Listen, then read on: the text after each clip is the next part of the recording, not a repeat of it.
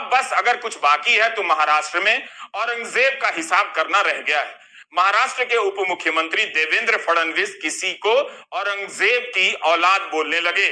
मोहम्मद थावेर की रिपोर्ट बताती है कि महाराष्ट्र में सोशल मीडिया पर धार्मिक पोस्ट और धार्मिक यात्राओं को लेकर सांप्रदायिक तनाव की हाल में कई घटनाएं हो चुकी हैं। मार्च महीने से लेकर अब तक 12 जगहों पर भीषण टकराव की घटना हो चुकी है। इन सब के कारणों में कई जगहों पर एक नाम की चर्चा देखी जा रही है, औरंगजेब की।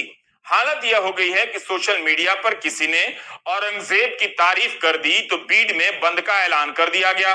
उप मुख्यमंत्री देवेंद्र फडणवीस ने किसे औरंगजेब की औलाद कहा, समझने वाले समझ गए। एक्सप्रेस ने अपने संपादकीय में इस बात की कड़ी निंदा की है, आलोचना की है कि संवैधानिक पद पर बैठे व्यक्ति को इस तरह की भाषा का इस्तेमाल नहीं करना चाहिए।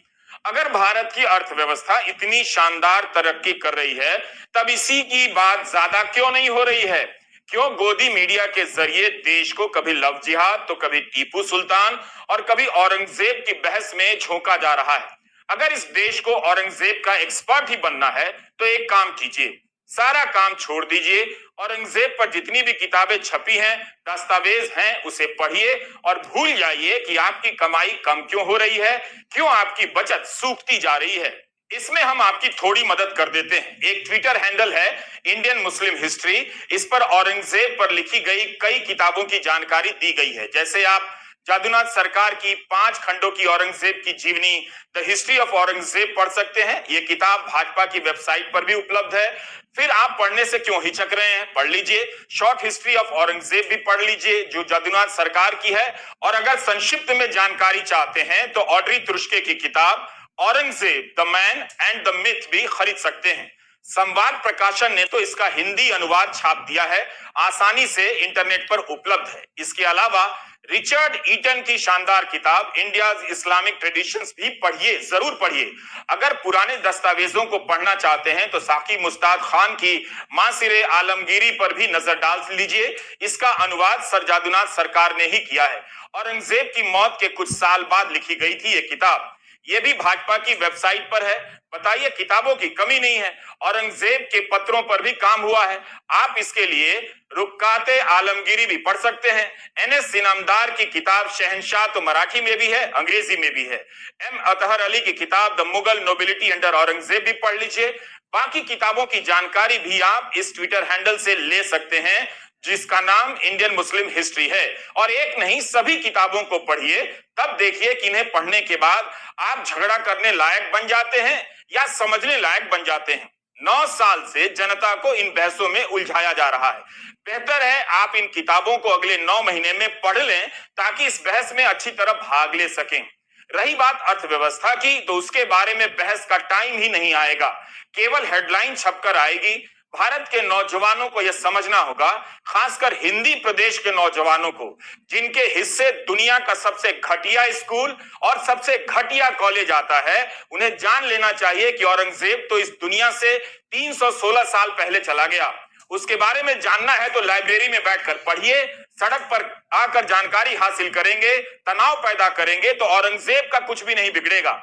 आपके शहर का वातावरण खराब होगा और उसका और खराब असर आपकी अर्थव्यवस्था पर पड़ेगा। अपने हाल की भी चिंता कीजिए।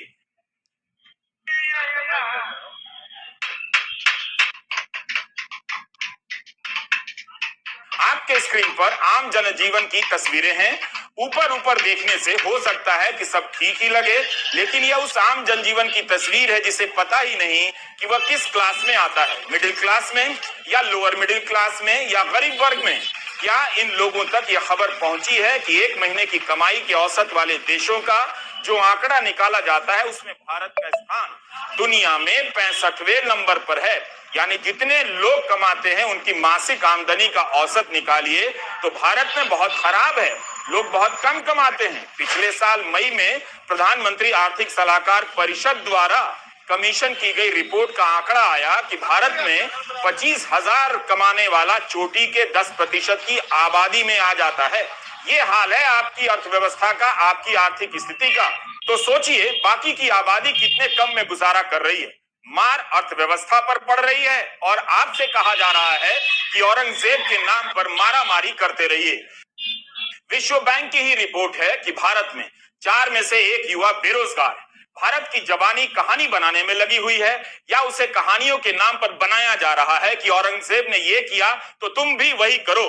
पता है कि जनता कहां उलझी है, इसलिए इसका लाभ उठाकर आर्थिक सलाहकार जैसे लोग कुछ भी बयान देते हैं कि अर्थव्यवस्था ऑटो पायलट पर है, सब कुछ इतना ठीक है कि कुछ ना भी करें तो 6.5-7% की दर से जीडीपी बढ़ती रहेगी। कमाल है साहब। इनसे पहले भी कई लोग, कई मंत्री वगैरह इस तरह का दावा कर गए हैं, बल्कि वो तो 2 अंकों से लेकर 8 से 9% तक की जीडीपी का दावा कर गए, जिसका पता ही नहीं चला और उनकी जवाबदेही समाप्त हो गई क्योंकि जनता औरंगजेब में मस्त हो गई। अब भारत के मुख्य आर्थिक सलाहकार जीडीपी की दर को अगले 10-15 सालों के लिए फिक्स कर रहे हैं 6.5% की दर से। क्या भारत ने 8% की जीडीपी का दावा छोड़ दिया? उसने मान लिया कि वहां तक पहुंचने की क्षमता अब नहीं है। पिछले 9 साल की यही कामयाबी है कि हम मामूली सपने से समझौता करने लग गए कि फिलहाल अगले कुछ सालों के लिए 6.5% को ही सबसे बड़ा सपना मान लीजिए। इसे ही देखिए। मामला यह है कि 22-23 के वित्त वर्ष की चौथी तिमाही के आंकड़े आए कि जीडीपी की दर चौथी तिमाही में 6.1% रही और इस वित्त वर्ष की जीडीपी 7.2% तक जा सकती है। इसी से सरकार उत्साह में आ गई है और बढ़ चढ़कर दावे करने लग गई है, लेकिन वो यह भी तो बताए कि इन आंकड़ों का आम जनजीवन पर क्या असर पड़ रहा है, उसकी कमाई क्यों नहीं बढ़ रही है, उसे रोजगार क्यों नहीं मिल रहा है। सरकार के दावों को कई पत्रकारों और आर्थिक जानकारों ने गंभीरता से चुनौती दी है, लेकिन उनकी बहस को हिंदी के अखबार अपने पाठकों तक नहीं पहुंचने देते हैं। द वायर में प्रोफेसर अरुण कुमार ने लिखा है कि तिमाही के ये आंकड़े अस्थायी हैं, इस पर अभी से हाय तौबा क्यों मचाई जा रही है। क्या लोगों को रोजगार मिल गया है?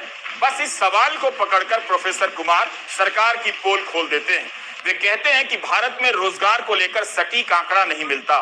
सरकारी आंकड़ों और सेंटर फॉर इंडियन इकोनॉमी और विश्व बैंक के आंकड़ों में काफी अंतर होता है। फिर भी सभी आंकड़ों को देखकर लगता है कि 2013 से भारत में रोजगार की स्थिति में ठहराव है। जो भी तरक्की दिखाई जा रही है वो संगठित क्षेत्र में काम करने वालों की उत्पादकता का परिणाम है। इसे ठीक से समझिए, क्योंकि वहां तकनीकी बदलाव भी काफी हो रहे हैं। लेकिन जिस असंगठित क्षेत्र में 94% लोगों को काम मिलता है, वहां रोजगार में 5.5 से लेकर 9.25% तक की कमी आई है। काम नहीं मिल रहा है, मिल भी रहा है तो कम पैसे का काम मिल रहा है, जिसे अंडर एम्प्लॉयमेंट कहते हैं। मजदूरी या तो कम है या बढ़ नहीं रही है। यही कारण है कि औरतों ने बाजार में काम मांगना बंद कर दिया है। प्रोफेसर अरुण कुमार यही कहते हैं कि जीडीपी के इन आंकड़ों में केवल संगठित क्षेत्र में काम करने वालों की कमाई और उनकी उत्पादकता नजर आती है। इनकी अमीरी की टॉर्च की रोशनी से बाकी भारत को भी अमीर दिखाया जा रहा है, जो सही नहीं है। भारत की अर्थव्यवस्था में कम पैसे पर कमाने वाले ज्यादा लोगों की भीड़ का यह देश जब मंत्री की जुबान तक पहुंचता है तो हीरे के खदान की तरह चमकने लग जाता है। जीडीपी के आंकड़ों से सजी हेडलाइनें हर दिन इस प्रोपेगेंडा का 16 श्रृंगार करती रहती हैं। इसलिए इस देश में लोगों से कहा जा रहा है कि आप औरंगजेब पर बहस कीजिए। जब कुछ नहीं होता है तो किसी कोने से बीजेपी के नेता गोडसे जिंदाबाद कर देता है, ताकि बहस अगर अर्थव्यवस्था तक पहुंच रही हो तो तेजी से मुड़कर वहां पहुंच जाए जहां आपको गोडसे हीरो की तरह दिखे और औरंगजेब विलन की तरह। हमारे पास आर्थिक गतिविधियों की सटीक तस्वीरें नहीं है, फिर भी इन तस्वीरों को आप आर्थिक गतिविधियों से बाहर नहीं कर सकते। अगर भारत इतनी तरक्की कर रहा है तो स्किल इंडिया और मेक इन इंडिया वाला मैन्युफैक्चरिंग सेक्टर पर भारत के वित्त मंत्री या आर्थिक सलाहकार अलग से क्यों नहीं बात करते हैं। आर्थिक मामलों के पत्रकार टीएन नाइनन का ही एक लेख पढ़ लीजिए। उन्होंने लिखा है कि मैन्युफैक्चरिंग सेक्टर में कमी आई है। इसकी रफ्तार खेती के बढ़ने की रफ्तार से भी धीमी है। पिछले 4 साल में कृषि में 19% की वृद्धि हुई, निर्माण क्षेत्र में केवल 13% थी। नाइनन कहते हैं कि एक विकासशील अर्थव्यवस्था में यह अजीब बात है कि निर्माण क्षेत्र कृषि से भी धीमा है। हवाई यात्रियों की संख्या बढ़ रही है, ये तस्वीर तो है, लेकिन यह भी तो है कि उपभोक्ता वस्तुओं की खपत घटती जा रही है। दुपहिया वाहनों की बिक्री कम हो रही है और कारों की बिक्री बढ़ रही है। यह तो यही बताता है कि अमीर और अमीर हो रहा है, गरीब और गरीब हो रहा है। गांव में मांग की स्थिति साधारण वृद्धि या घटती के बीच ही झूलती रहती है। नाइनन कहते हैं कि चिंता का विषय होना चाहिए। आर्थिक पत्रकार विवेक कौल ने लिखा है कि इस साल दुपहिया वाहनों की बिक्री 2014-15 के जैसे पहुंच गई है। मतलब अगर तरक्की हो रही होती तो बिक्री बढ़ जाती, मगर यहाँ तो हम 9 साल पहले के लेवल पर पहुंच रहे हैं, पीछे जा रहे हैं। 9 साल में मोदी सरकार ने क्या किया? फिर महंगी कारें खूब बिक रही हैं, मगर सस्ती कारों के खरीदार नहीं हैं, उनमें कमी आ रही है। हवाई जहाज के सेक्टर में यात्रियों की संख्या बढ़ती जा रही है और नॉन सबर्बन रेल यात्राओं में यात्रियों की संख्या 2018-19 के मुकाबले 29% कम हो गई है। मतलब साफ है, गरीब लोग और कम कमाई करने वाले लोग तेजी से अर्थव्यवस्था की मुख्य धारा से साफ किए जा रहे हैं, किनारे पड़ते जा रहे हैं। उपभोक्ता सामान खरीदने की उनकी क्षमता घटती जा रही है। पिछले महीने 3 करोड़ लोगों ने मनरेगा में काम मांगा है, ये विवेक कौल ने लिखा है। कोविड को छोड़ दे तो यह मई के महीने का अपने आप में एक रिकॉर्ड है। इसका मतलब यही है कि बाजार में नौकरी नहीं है, बहुत कम मजदूरी है, तो लोग मनरेगा की तरफ भाग रहे हैं। और आर्थिक सलाहकार भाषण दे रहे हैं कि देश की अर्थव्यवस्था ऑटो पायलट पर आ गई है। ये तमाम आंकड़े बता रहे हैं कि अर्थव्यवस्था ऑटो पायलट पर नहीं है, बल्कि उसका पायलट कौन है यही नजर नहीं आ रहा है, लापता हो गया है। जो भी पायलट है वो औरंगजेब नाम का जहाज उड़ाने में लगा हुआ है। भारत की गरीबी कराह रही है। राजनीति ने एक फॉर्मूला खोज लिया है, लोगों के खाते में कुछ पैसा दो। अगर यह नहीं किया जाता तो इस देश के लोग भूखमरी के शिकार हो जाते और हाहाकार भी मच जाता। विवेक कौल के लेख से पता चलता है कि भारत में डायरेक्ट बेनिफिट ट्रांसफर्स में भी वृद्धि आई है। 2019-20 में 382 लाख करोड़ रुपए दिए गए, जो जीडीपी का 1.9% था। 2022-23 में ये रकम 6.67 ट्रिलियन रुपए की हो गई। ये जीडीपी का 2.45% है। बीजेपी ने मोदी सरकार के 9 साल होने पर अपनी कामयाबी का पोस्टर निकाला है। एक पोस्टर पर लिखा है कि क्या आपने सोचा था कि 80 करोड़ लोगों को मुफ्त अनाज दिया जाएगा? बिल्कुल ऐसा नहीं सोचा था। यह पोस्टर बता रहा है कि मोदी राज में 80 करोड़ लोग किस हाल में जी रहे हैं। जिस गुजरात को विकास का मॉडल स्टेट कहा गया, उस गुजरात की करीब आधी आबादी 3.5 करोड़ लोगों को मुफ्त राशन दिया जा रहा था। इस बात को उसी नेता ने छाती पीट कर कहा जो गुजरात मॉडल की तारीफ में देश भर में छाती चौड़ी किया करते थे। कमाल है, गरीबी के आंकड़े को भी समृद्धि के आंकड़े में बदल दे रहे हैं और मीडिया से एक सवाल तक नहीं पूछा जाता है। क्या इस देश के मुख्य आर्थिक सलाहकार इन विश्लेषणों को नहीं पढ़ते होंगे? उन्हें परेशानी नहीं होती होगी कि गुजरात कैसा विकसित राज्य है जहां की आधी आबादी मुफ्त अनाज पर गुजर बसर कर रही है। राजू सजवान, हिमांशु शगुन की यह रिपोर्ट आर्थिक सलाहकार को दिखा दीजिए, जो डाउन टू अर्थ में छपी है। यह रिपोर्ट बता रही है कि सरकार 80 करोड़ लोगों को मुफ्त राशन देने का दावा करती है, मगर 15 करोड़ लोग अभी भी राशन से वंचित हैं। ऐसा क्यों हुआ है? आप डाउन टू अर्थ की पूरी रिपोर्ट पढ़ सकते हैं। जीडीपी के आंकड़ों को लेकर हिरण की तरह इधर उधर कूदना बंद कर दीजिए। भैंसे की तरह ठहर कर सोचिए कि ये आंकड़े अर्थव्यवस्था की सीमित तस्वीर पेश कर रहे हैं या कुछ लोगों की अधिक कमाई और अधिक उत्पादकता का आंकड़ा है, जो सही है। मगर इस आंकड़े में आप जैसे ही उन बहुत लोगों की बहुत कम कमाई और बहुत कम उत्पादकता को शामिल करते हैं, आंकड़ों का रंग फीका पड़ने लग जाता है। भारत में जितने लोग काम करते हैं उसका बड़ा हिस्सा बहुत कम कमाता है, या बहुत कम कमाने वाले बहुत लोगों की अर्थव्यवस्था है।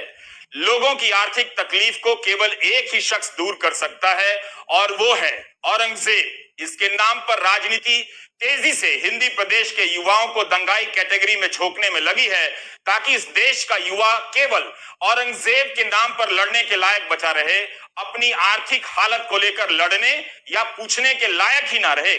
आज औरंगजेब की जरूरत सबसे ज्यादा उस दल को है जिसके पास इस आर्थिक बदहाली के सवालों के जवाब नहीं है, और सवाल पूछने पर उनकी मंत्री कहती हैं कि हम आपके मालिक से बात करेंगे।